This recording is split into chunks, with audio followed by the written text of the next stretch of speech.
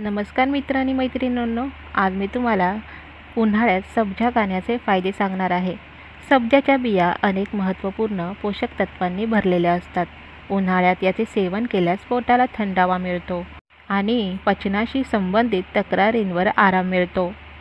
उन्हाळ्यात केस आणि त्वचेसोबतच पचनसंस्थाही खूप संवेदनशील होते.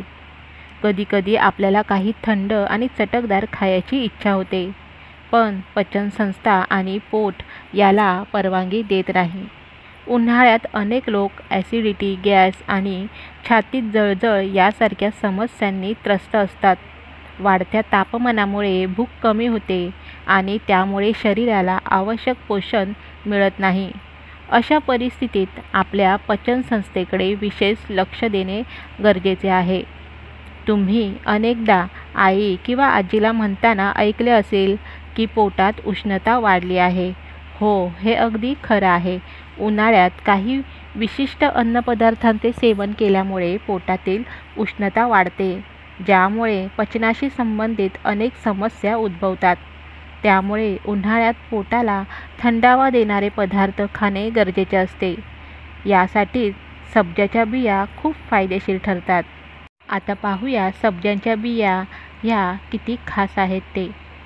नॅशनल लायब्ररी ऑफ मेडिसिनमध्ये प्रसिद्ध झालेल्या अभ्यासानुसार सब्जाच्या बियांमध्ये फार कमी प्रमाणात कॅलरीज असतात.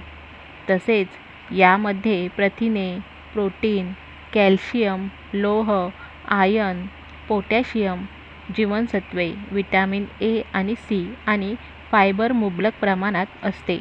यामध्ये आवश्यक ओमेगा 3 फॅटी ॲसिड देखील आढळतात.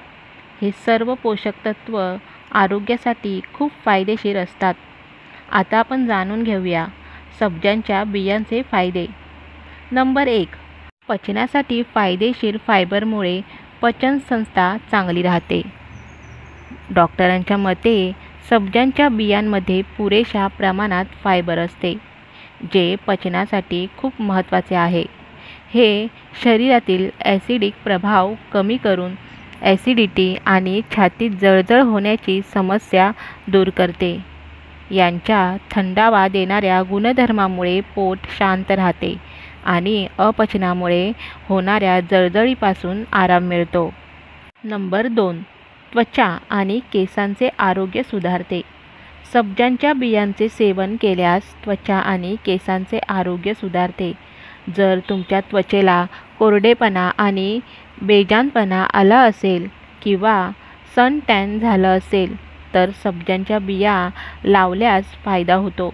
यामुळे कोलेजन उत्पादन वाढते, ज्यामुळे नवीन त्वचा पेशी निर्माण होतात.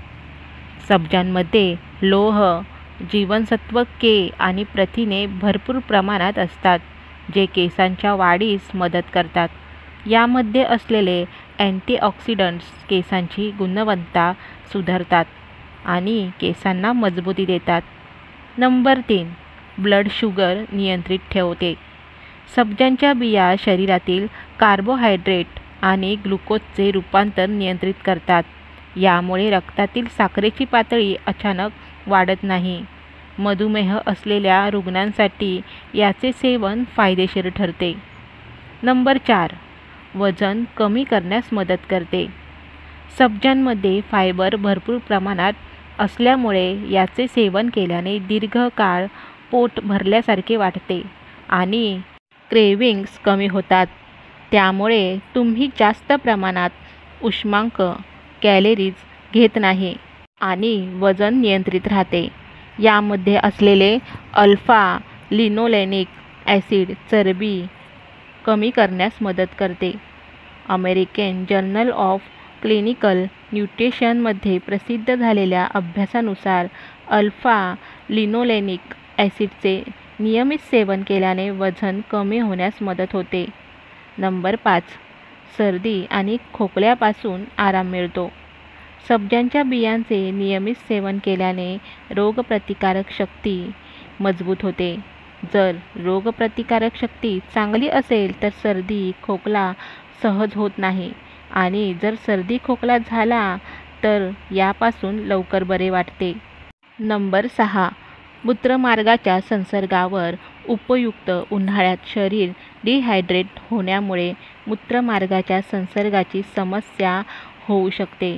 अशा वेळी सब्जाच्या बियांचे पाणी प्यायल्यास शरीर हायड्रेट राहते आणि UTI होण्याचा धोका कमी होतो. सब्जाच्या बिया डाएटमध्ये कशा सामील कराव्यात ते आता आपण पाहूया. सब्जाच्या बिया पाण्यात भिजवा. 1-2 तास भिजल्यानंतर तुम्ही हे पाणी पिऊ शकता किंवा बिया खाऊ शकता. सरबत किंवा लिंबू पाण्यात मिसळा. उन्हाळ्यात सरबत किंवा लिंबू पाण्यात सब्जाच्या बिया मिसळल्यास थंडावा मिळतो. तसेच सब्जाच्या बिया स्मूदी आणि शेकमध्ये वापरा. स्मूदी किंवा मिल्कशेकमध्ये सब्जाच्या बिया घातल्यास चव आणि पोषण दोन्ही मिळते. तसेच डेझर्टमध्ये वापरा. आईस्क्रीम, पुडिंग किंवा इतर गोड पदार्थांमध्ये सब्जाच्या बिया घातल्यास चव आणि आरोग्य दोन्ही मिळते. सब्जाच्या बिया उन्हाळ्यात पोटाला थंडावा देतात आणि पचनसंस्था सुधारतात. याचे सेवन केल्याने वजन नियंत्रणात राहते, त्वचेचा आणि केसांचा पोत सुधारतो, ब्लड शुगर नियंत्रित राहतो आणि रोगप्रतिकारक शक्ती वाढते. म्हणून उन्हाळ्यात आहारात सब्जाच्या बियांचा समावेश अवश्य करा आणि पचनसंस्थेचे आरोग्य सुधारावा. धन्यवाद.